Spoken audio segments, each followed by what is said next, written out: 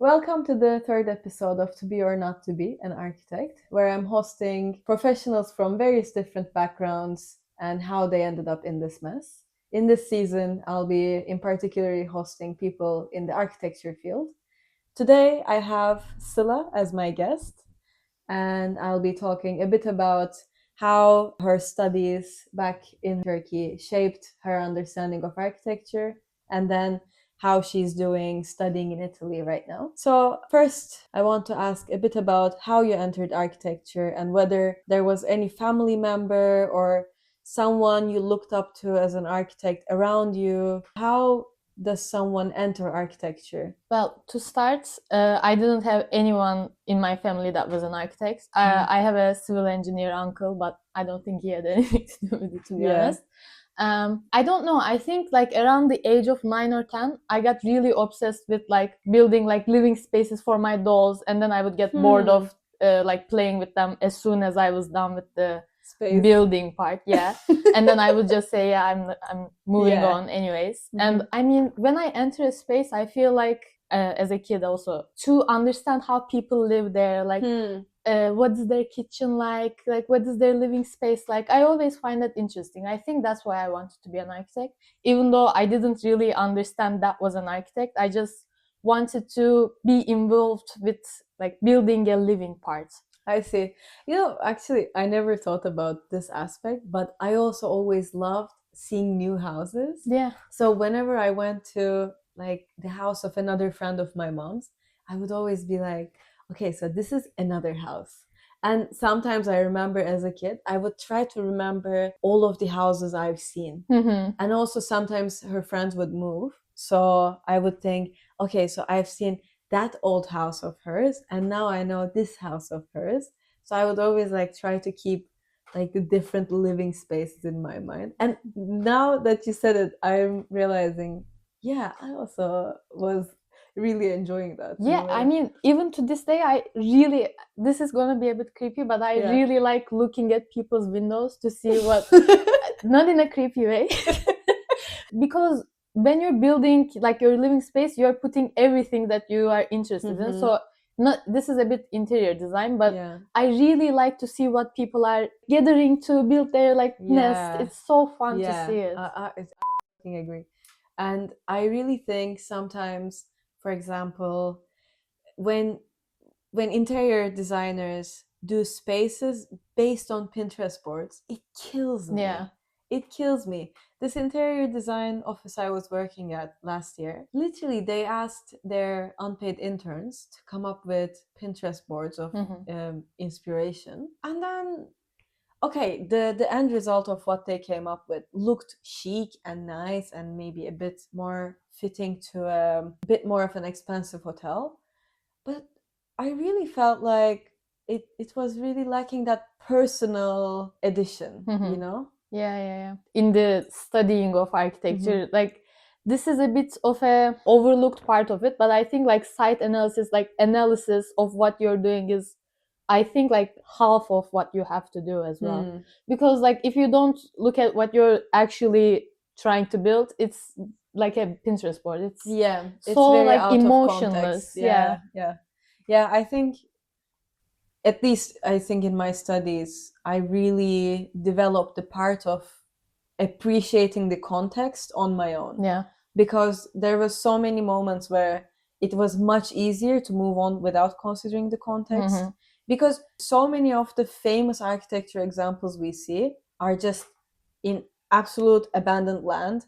I don't know, any super famous architect you know from 1940s, like Corbusier, Mies van der Rohe, Frank Lloyd Wright, all of their houses are like in the middle of a land, no surrounding buildings, no nothing. You know, even now when I imagine their house typologies, it's like land and this beauty. You know, that's the advertisement, I think, in this kind of luxury housing. I think like, I understand like they were trying to standardize the living space so that you could produce it faster, but it just makes people into machines, I feel like. I mean, it just considers you as a machine, and you have to like, Fit you in the need machine. like there is no door because you don't need a door. You only need like a toilet and like a kitchen that is connected to it, and this all floating space will increase your productive. Like, we're not machines. I feel like we really had to move on from modernist architecture. I'm really glad that we did, but did we?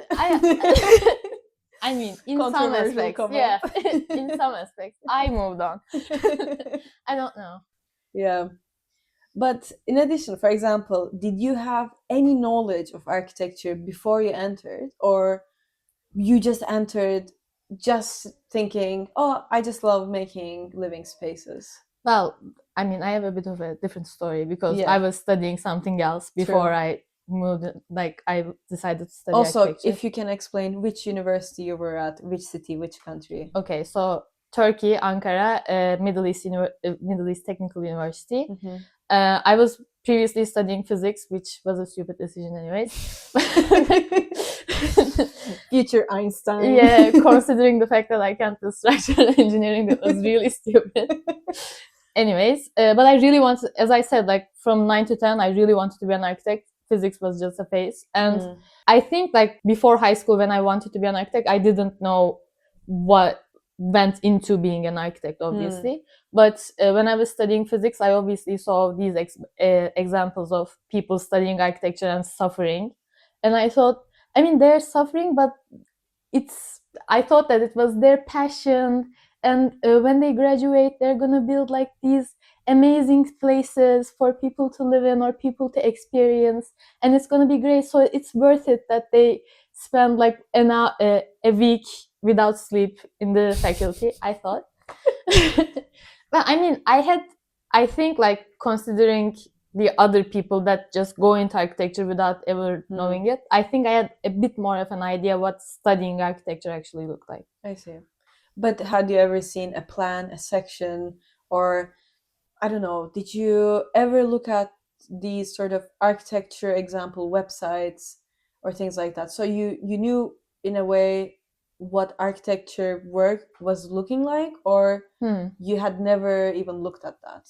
No, like as I said, when I was studying physics, I was really into art and architecture history in general. Okay. So I was kind of like constantly reading or, you know, trying to at least get a general knowledge of what architecture history and art history was like. So I did see like plan sections, but I didn't understand like what contemporary architecture would look like. Yeah. But for example, were you witnessing what the architecture students were doing at the time? No, I didn't know. Yeah. So in a way, you had quite a bit of an outsider's view. Yeah.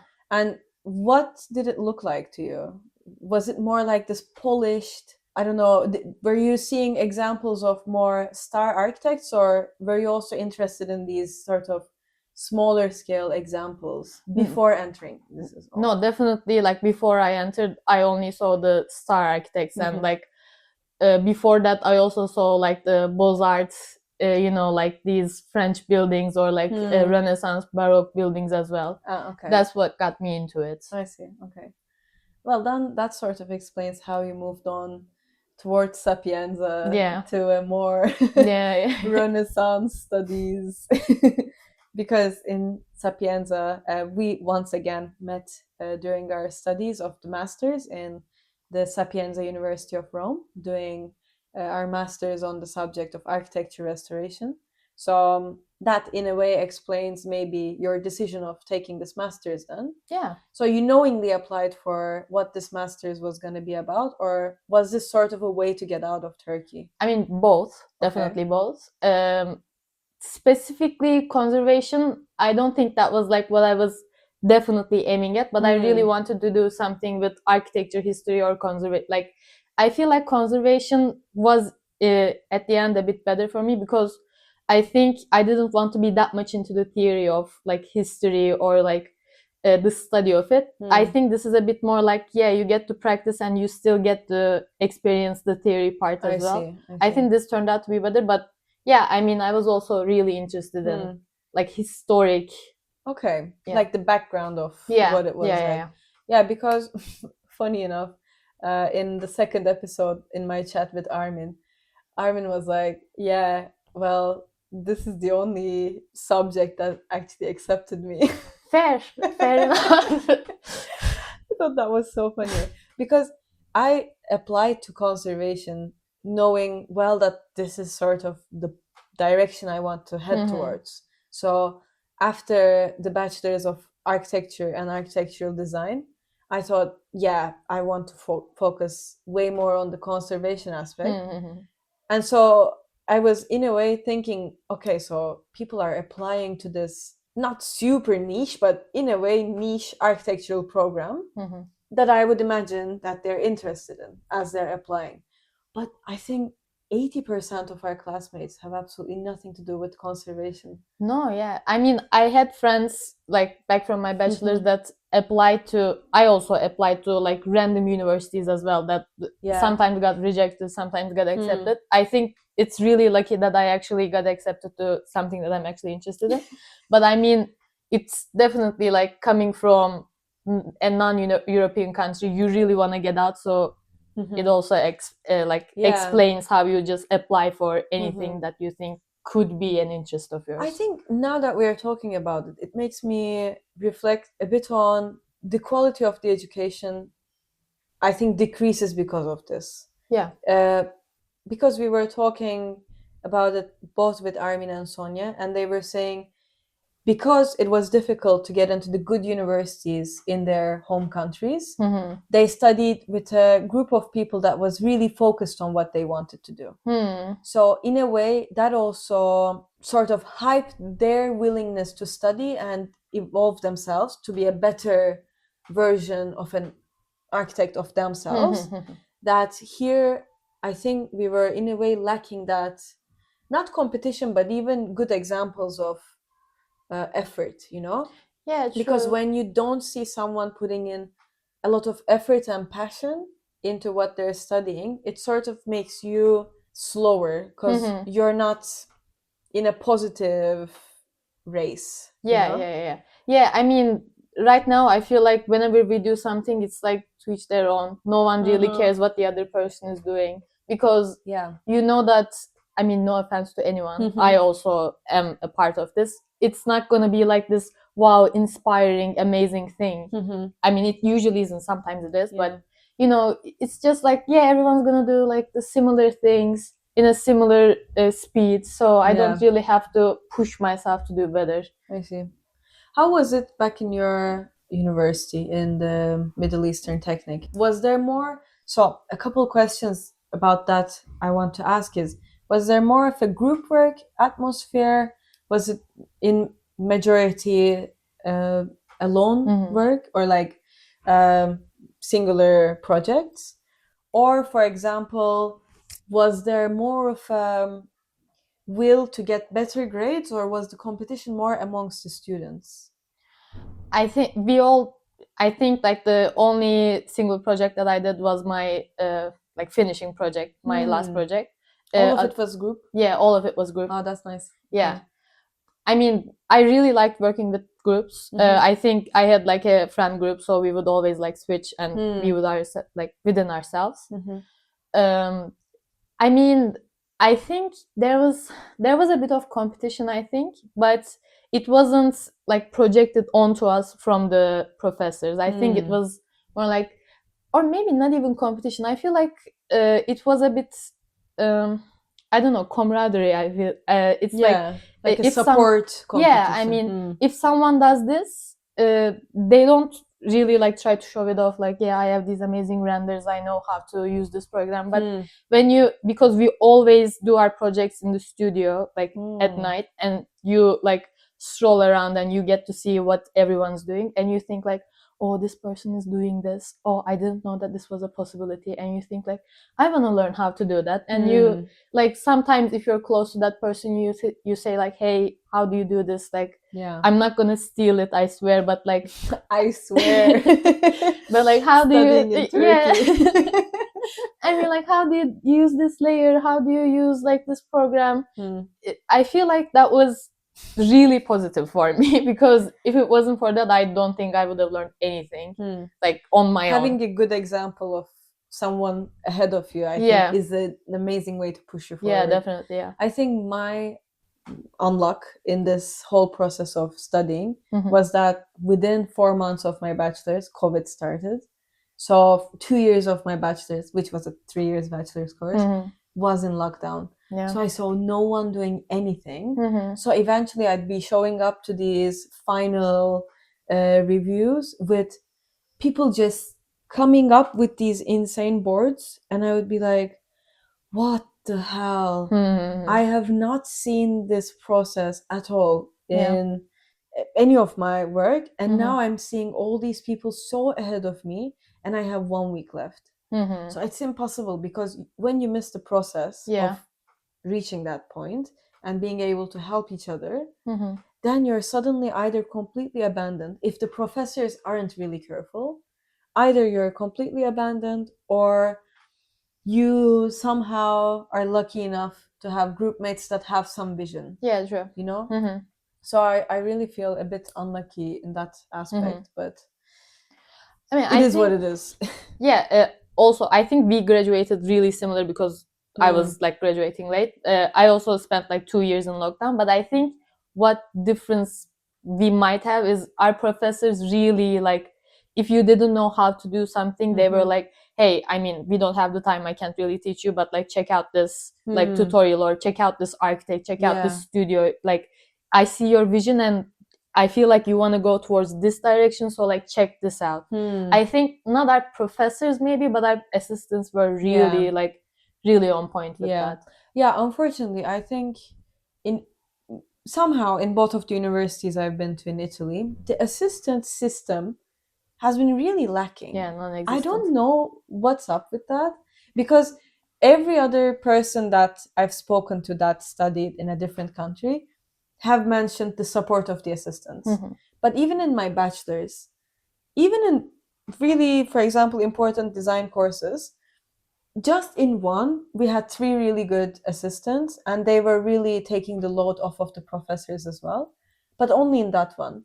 And that studio actually really taught me a lot on how to develop. But in all of the other ones, I was always feeling like either you get to talk to the professor, or the help you get from the assistant is not going to be any of help, because it was like, yeah, whatever the assistant's gonna tell me, the professor is gonna tell me a complete different story, and then the professor is gonna grade me, so I need to talk to the professor. It's Yeah. useless for me to talk to the assistant, because eventually it doesn't matter, you know? Yeah. But aside that, for example, how was your studies organized? In a way, what did your bachelor's studies focus on? Yeah, I mean, definitely design. Mm-hmm. I think like 3 days we all of them were designed, like everything was designed Full for. day. Yeah, I think it was 3, Wow. maybe it was 2, I'm not entirely sure, but like entirely designed. And then we had like structural courses or like drawing classes.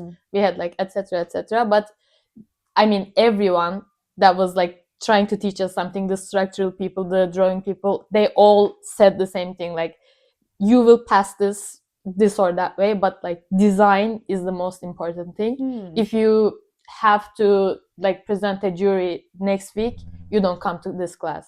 Wow. It was like really really serious. And how was a design studio organized? Like, what was their, for example, requirements? Was it semesterly, or was it yearly courses? That was like first question. And second of all, how was the project requirements from first year to the last year? I mean, it was semesterly, so like twice a year. And the projects I think the first semester we did basic design, which had nothing to do with architecture, just like how to like design something in like floating spaces, or like the hierarchy of different elements, etc etc. And then you move on to like small spaces, and then you do like maybe like hotels, a bit urban but still quite small. And then like you end up with, at the latest part, you end up with like almost district design. So like very big urban design. Like master plan. Yeah, master and plan. then one unit from that master plan maybe, or just a master plan focus? I think like it depended. Yeah, I think in the first semester you did like one unit, and then in the second you did like an entire. I might be lying. I'm not entirely. I don't remember. It was a long time ago. Maybe it was worse. I'm not sure. Because for us, we never had a basic design course. We had one course called Fundamentals of Representation or something like that, where we just simply learned what a section, what a plan, what an axonometric, how to draw a perspective using some lines, which I've never used in my entire following life. Or, for example, that course also involved a bit of incorporating technology. So they gave us a tiny bit of a starter on Rhino. And again, I almost never used it afterwards because they showed us like how to do a video in Rhino, but who uses that at all? And then the second year, so for us, design courses were yearly. The first year, what they required from us was this huge abandoned lot, and it had one building that would also be like, it was gonna be left there, but that was sort of like a boundary we couldn't touch, but we couldn't also regenerate it. So it was just like there was just this one building in the land, and we just had to build around or aside that part. But they never taught us how to deal with that relation, and it was supposed to be social housing. And they give us this huge big lot, say design social housing at your first design studio. Year. I almost failed it. I got the lowest grade possible because once they wanted us to use AutoCAD. I had no clue how to use AutoCAD. The professor who wanted to teach AutoCAD didn't know English. No. So it was like all of these Italian kids are making huge progress, and I was constantly behind. And I couldn't even focus because I wasn't understanding what the professor was intending to say. Because her English was at least existent. She at least sort of spoke, but it was almost like a direct translation from Italian. So it was impossible for a new arriving person to understand. And eventually we presented the shittiest boards possible. I saw it the other day, like what I submitted, and it's shocking. But I had never seen a good example before. And even in the final like critiques before the exam, they never gave us any like constructive criticism. They never said, look, take a look at these examples, make it look at least a bit nice.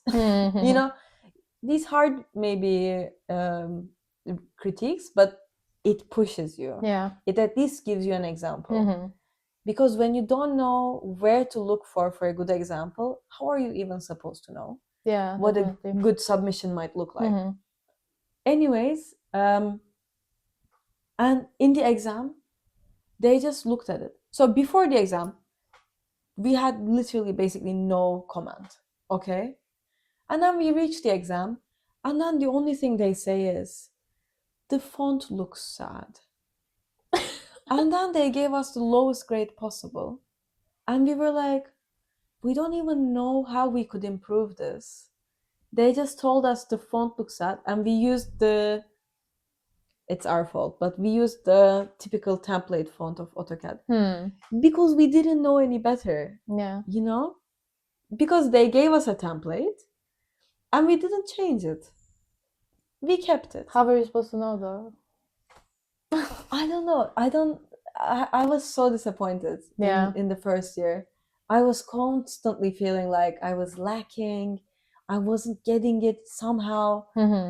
It was obviously a bit of a language barrier, but more so the organization of the studios were not in consideration of the preparedness level of students, I think. Yeah, because like now that you mention it, I remember in our first semester when we did basic design, we had this thing called drawing week.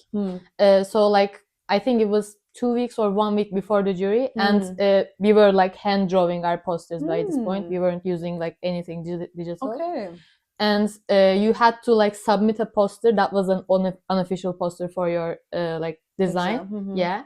And then they like put some on the board and they said like, this is not right, you can change this, like the way that you represent this, like maybe do like a section that you think what it might look like, because it was like all 3D, it was like this object, but they made you think like what a section would look like. So I think that was really nice, and they showed us like some examples of like really good jury posters as well. I mean, I think without that I wouldn't know what to do, because you've never seen a also like you've never seen a jury before, and you have no idea what you're supposed to submit, what like how many words you should use, literally, like how much image, like how much the image to like word ratio is supposed to be like. So no, it was a complete just lack of understanding for me. I simply couldn't understand what was happening. I was so lost in the first couple years. And then in the second year, it was again an annual studio. This time it was, I thought it was so sad. It was focused on sustainability, but we were demolishing this old, and I thought it was a beautiful building, old Mercato building in Milan. It was like a very 40s design corner market space. It had a very strange lot shape, but whatever. And they decided to completely demolish it to turn into this new addition to the neighborhood. So first they asked us to sort of do a research on the neighborhood and then propose an urban integration solution to theoretically enhance something wrong with the neighborhood. Strange, but it's what architects do, I think. Not that I really agree with it, but whatever. Anyways, this time I was slightly more lucky with my group mates, so we ended up having a bit of a better discussion. But I was really feeling like they were against any outside thinking. So, for example, I wanted to have a bit of a curved corner. She completely hated that idea, the professor. And no matter how I changed it, she was like, yeah, no. And always the feedback was like, yeah, that doesn't work. And I never got a response on, okay, how does it not work? And can you tell me what would work? She was like, no, you need to figure that out. And it's like, well, how am I supposed to figure that out? And then again, 3 weeks before the exam, we found out during one review with an assistant that we need to have this entire additional project submission based on structural calculation. And the structural professor hadn't given us a review in the past 2 months, even though we asked for it, but he wasn't available. It was always the assistant, and whatever we asked to the assistant, she said, you should ask the professor. And we could never meet with the professor. And apparently we were supposed to submit this huge structural assessment. We learned this like a couple weeks before the main exam. And then obviously we freaked out, but we somehow managed to copy and adapt one of our, I don't know, classmates group's project to ours. But since we never got like a control from the professor, of course there were many mistakes that never got checked because he just did not meet with us for 2 months. And then we show up to the exam and the professor is like, I don't even remember these people because he has not seen us for so long. Whose fault is that? And then he gives us the lowest grade.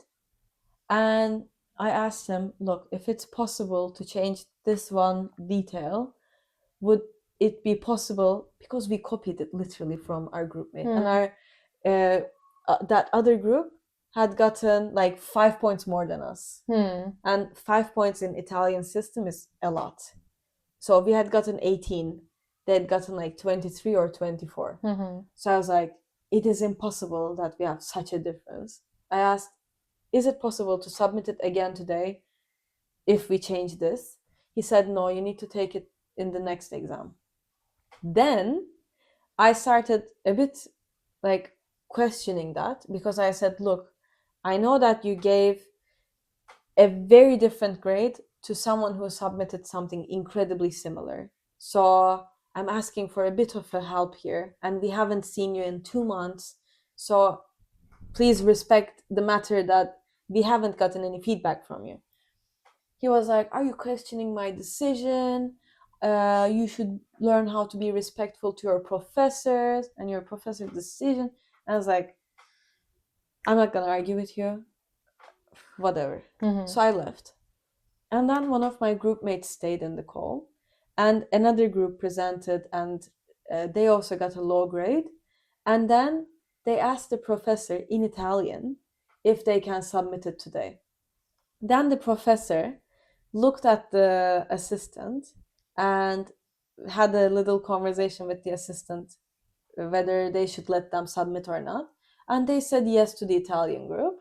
So my friend, who thank God stayed in the call and heard that, said, hey, you gave permission to this group. Why are we not allowed? And then the professor was like, oh, I didn't know you could understand. Yeah, you guys can also send it today. Outrageous, like, it was crazy. Whoa. Like, the amount of subtle racism that happened back in bachelor's, and I think also in master's, is just, to me, it's shocking that they still say they are willing to do an international course. Is shocking. If you don't want students from other countries, don't open this. Don't open an English course. It was just crazy. Like, that's why I think I find it so interesting when I hear a bit more of a positive teaching from people studying in their home countries, because one, you're speaking the same language practically, and two is like, I feel like coming from the language, the willingness to help from professors is much different. Yeah, I think, by the way, our course was in English and we had a lot of international students, but like, I know that like all the critiques were trying, like the professors were really trying to speak English, but sometimes like your friend's English is not good, so like they ask a question in Turkish and the professor replies in Turkish, and then like the international person is basically fucked. Yeah.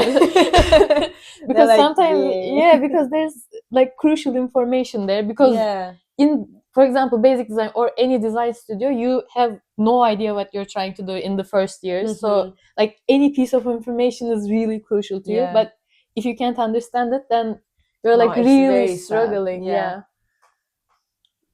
So I need to change the page. Yeah, I think we talked a bit about the difference between studying in your home country and studying here. What do you think is the biggest difference between Sapiens and your bachelor's in Ankara?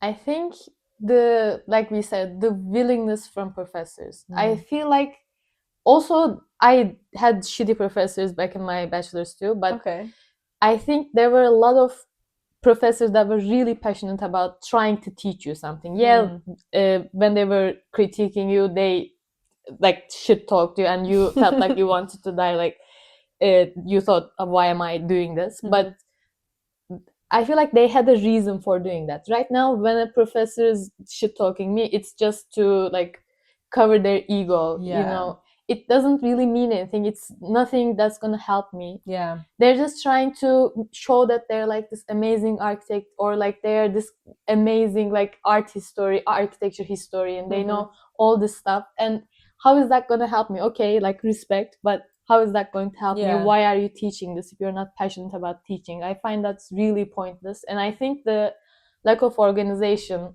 also, especially in an international course. I mean, like I said, we had international students too, and I feel like even though like my university is also a bit it doesn't do everything perfectly Mhm. in terms of like organization. I feel like it's much better. Right now, we have no idea what we're doing. Literally, my thesis Yeah. is an entirely different Is a topic. whole mess. Yeah.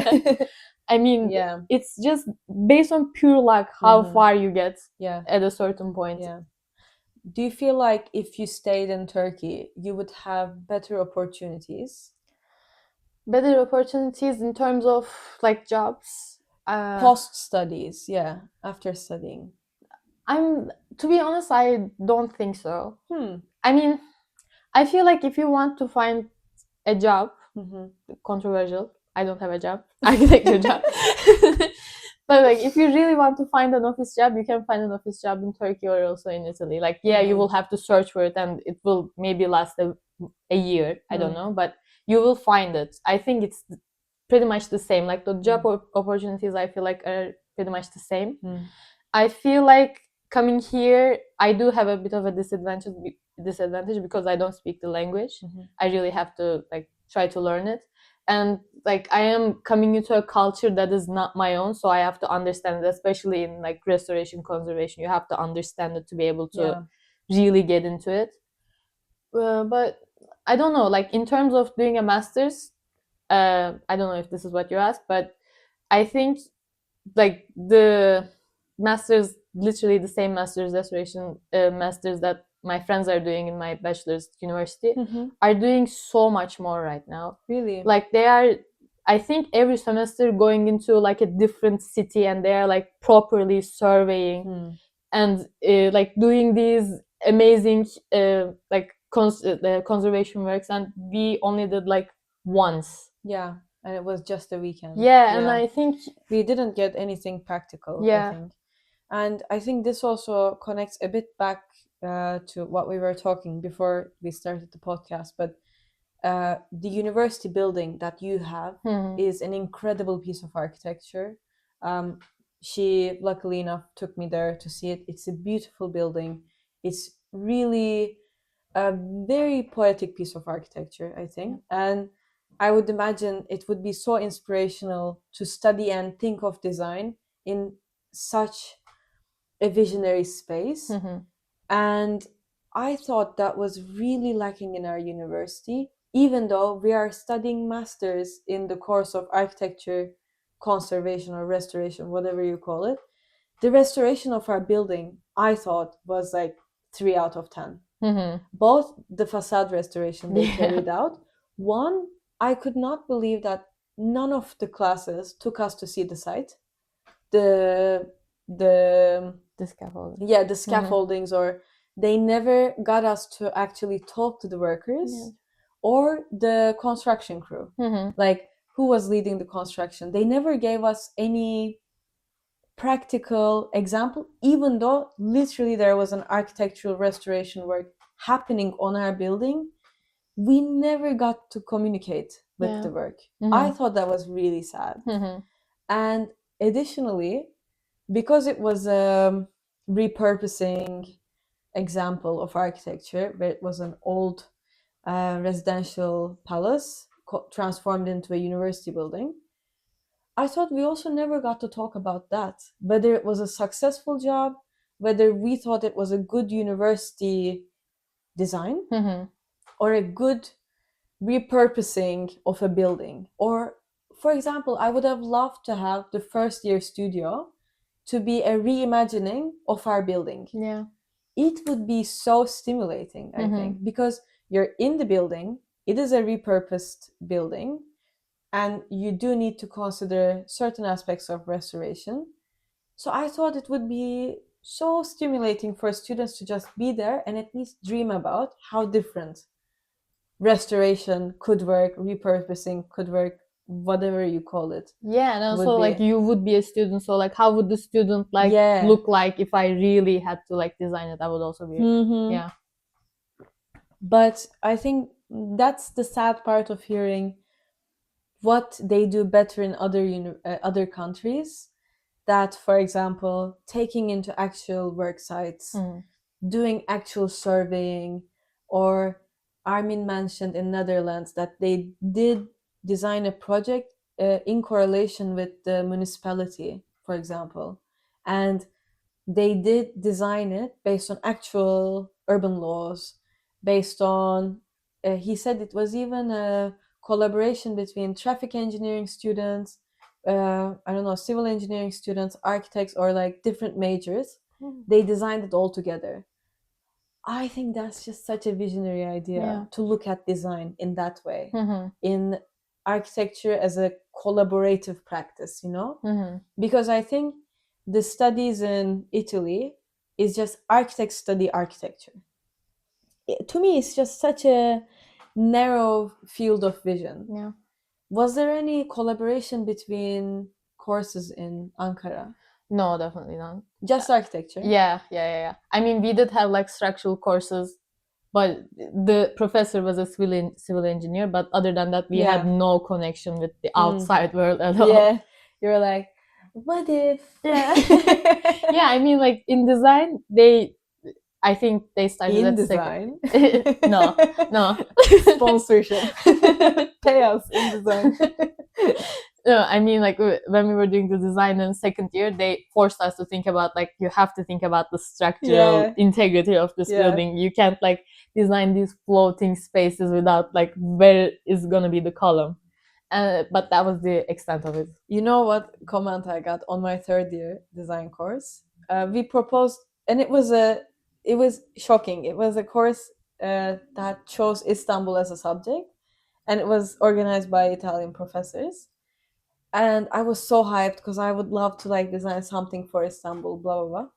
And it was a big, large urban scale proposal, then to a master plan in a relatively smaller area. And then apparently they also wanted us to design the buildings, but they never told us from the beginning. So we spent all this time trying to develop this huge urban scale proposal. So we never had that much of a time to actually develop the buildings. So it was like a horrible ending. But at some point we proposed this one big bridge connection between, like, that was an area cut by like 5 lane of cars. So it was really cutting the pedestrian connection between these two areas. And one area was really touristic, really heavily, densely pedestrianized space.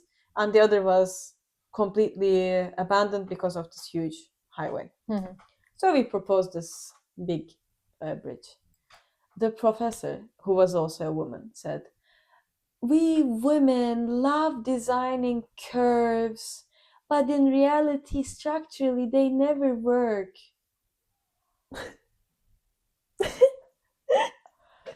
We gave the same silence, okay? And we were like, that's just sad that you say that as a woman, one. Two, just because Zaha Hadid designed curved buildings doesn't mean every single woman designed with curves. And it's like, and she's also, Zaha Hadid was a structural engineer. Like, if she could make that work, why can't we propose it? Why can't I even dream about it? Yeah, and also literally Zaha built the examples that curved structures can work. Literally. It's not something that she only drew. No. You can go and see. Literally. They exist. It was like the weirdest, most useless comment.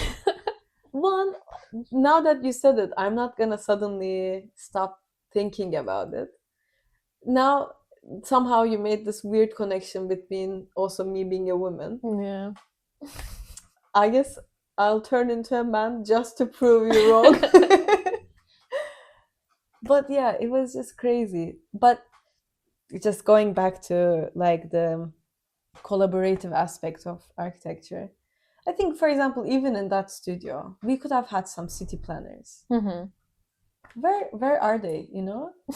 Why were they never involved? Or why do universities, at least the ones, as I say, I experienced in Italy so far, maybe also Politecnico changed, maybe Sapienza will change. Like, I don't know, this was just my experience, but the interdisciplinary collaboration I thought was really lacking, which is so crucial for architecture, I think.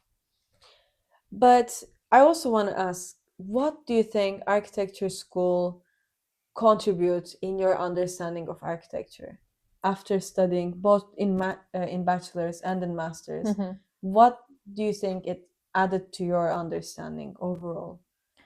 I think what it added to me is like before I got into architecture, I only thought of like the human aspect, like designing like living spaces. But I think I started thinking more in the like urban sense. So like how a city works as an organism. I think like really, I never thought of that before, but I find that really interesting now. Or like the, I don't know, like these sustainable things that you can do in the urban scale. I really got into urbanism. I don't know if that's what you asked. That's very strange, by the way. I think you're the third person I'm interviewing. All of you said the same thing, that you haven't considered the urban aspect before entering, and now you're really into urbanism.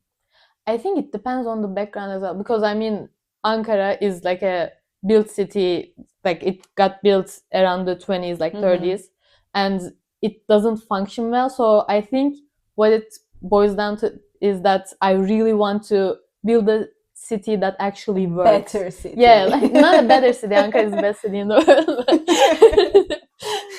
But like how everything is connected, I find that I didn't think that architecture would teach me this, because this is like such a cliche understanding of like the world, but everything in a city is connected and everyone is affected by like these small scale or large scale spaces that you create that are actually connected, but you don't really think of them as connected. That's I find true. that really interesting.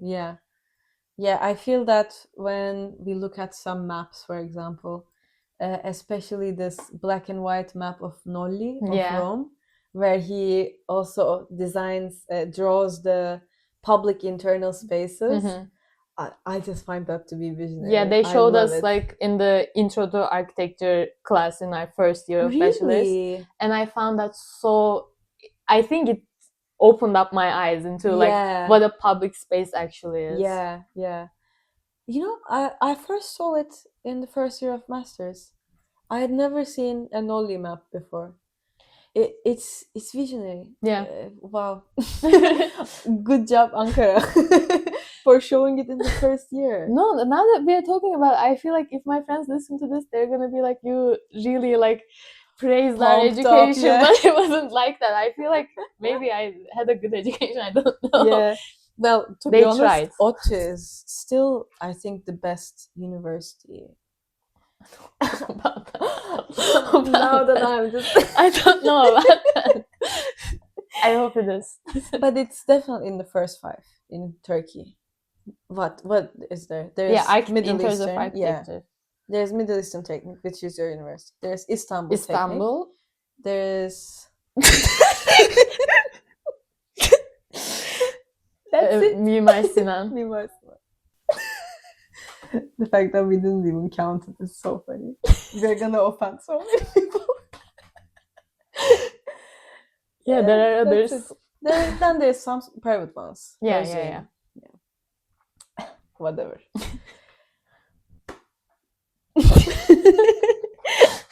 After that critique, I was like, yeah, I guess that's it. Okay, so moving forward to some of the final remarks, I want to ask if you had a mentor throughout the studies, or I know you have done a bit of a short internship back in Turkey, but whether you had some job experience that really gave you a practical insight and a practical guidance on what actual architecture is like. I mean, I had like 3 internships in Turkey. So I did one that was like completely voluntary. I did like 1 week in an office and 1 week in site, and then like 1 week trying to like gather the like, how do you call it? Not the ingredients. Like the materials. Yeah, materials. Ingredients for the cake they're making. No, like the materials. So that was actually really interesting. I did that on my own without like any official thing. I like the man that was kind of my mentor during those like 3 weeks really taught me a lot, because I didn't think about the material aspect being a part of the architecture, because that was my first year in the university. I didn't think about that, and I really learned some really like interesting things about architecture, really like different aspects of how a project is actually managed on site as well. And then I did one that was completely on site for like a month, like in another city in Turkey. I thought that was a bit depressing. I learned that I really didn't want to be on site. Yeah. Because, I mean, there's such a like disconnection between the site and the architects, which is really sad, but I don't want to be the one to fix that, to be honest. And then I did not my problem. Yeah. And then I did one in an office. I think I didn't really have any mentors during any of these, but I learned what I wanted to be and what I did not want to be. So like I got to pick and choose from like the office experience. That was my last internship. I got to pick and choose what I really wanted, what my professional life to be like, and I really figured out what I didn't want to do as well. For example, I really did not like doing I mean, I guess everyone has to do it, but like the office intern job of like doing like literally Revit families. That's what I did for a month. That was literal hell. I hated it. I mean, I don't know what I'm gonna do because I don't want to do most things in architecture.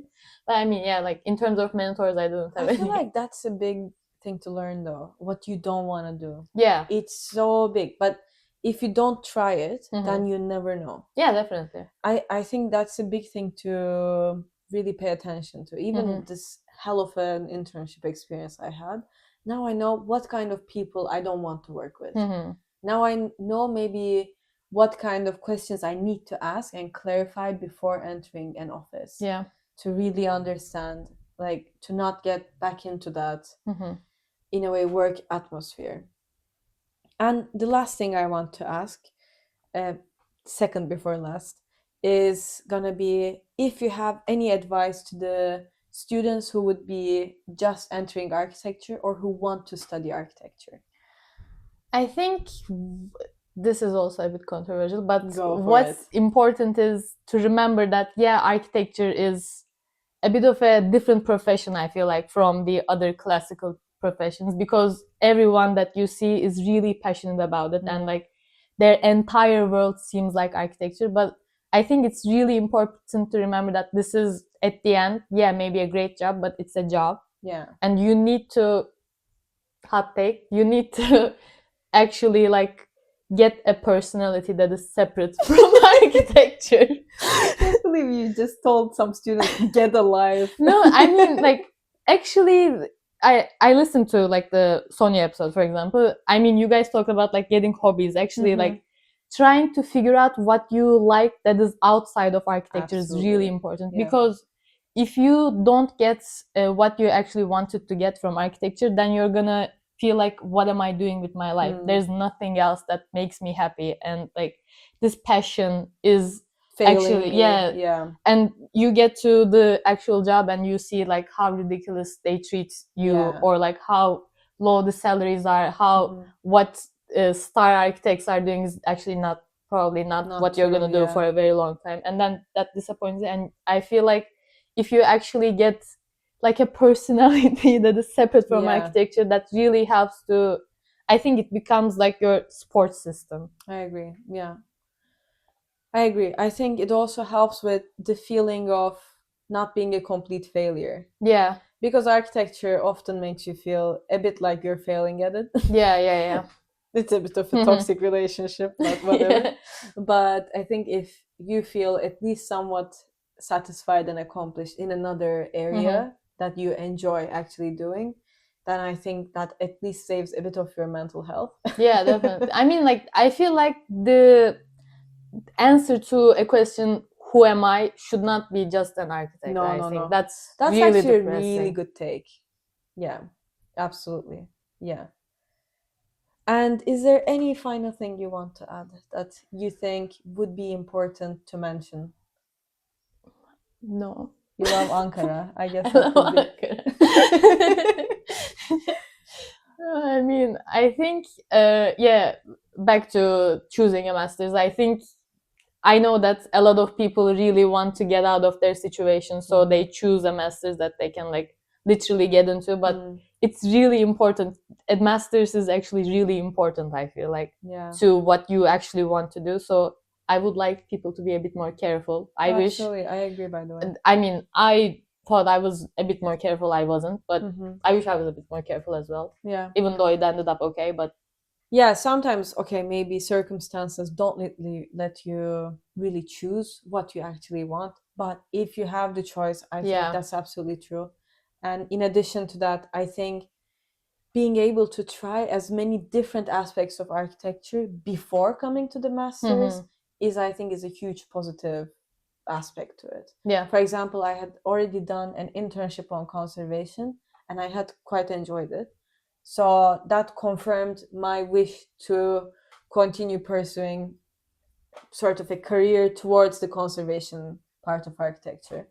So I think it's quite useful for students to keep in mind that they should be open to trying new parts of architecture to see, because I think there's too many architects and not all of us have to be good at everything. Yeah, definitely. I think if you realize you're good at some part of it and you do in a way enjoy it, I say go for that. Like, don't waste your time trying to perfectionize your rendering skills, trying to perfectionize how you use BIM softwares, how you use AutoCAD, how you learn documents, everything.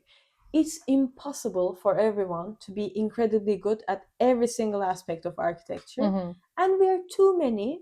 None of us should try to do that. Yeah.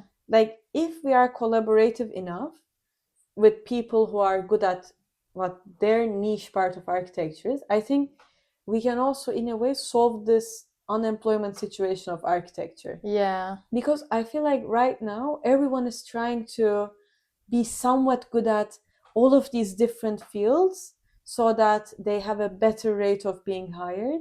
But then everyone ends up being an lower average quality of an architect, is my hot take. Yeah, but I think that's also like a two-sided thing, because obviously everyone doesn't want to be good at everything, but you want to like up your chances of getting hired. So Absolutely. I think it depends on the employee as well. Just, I get that. A bit more specialized people, maybe like hiring like certain people for certain things and like dividing the work, I think is also important. Because I mean, I don't think that's the...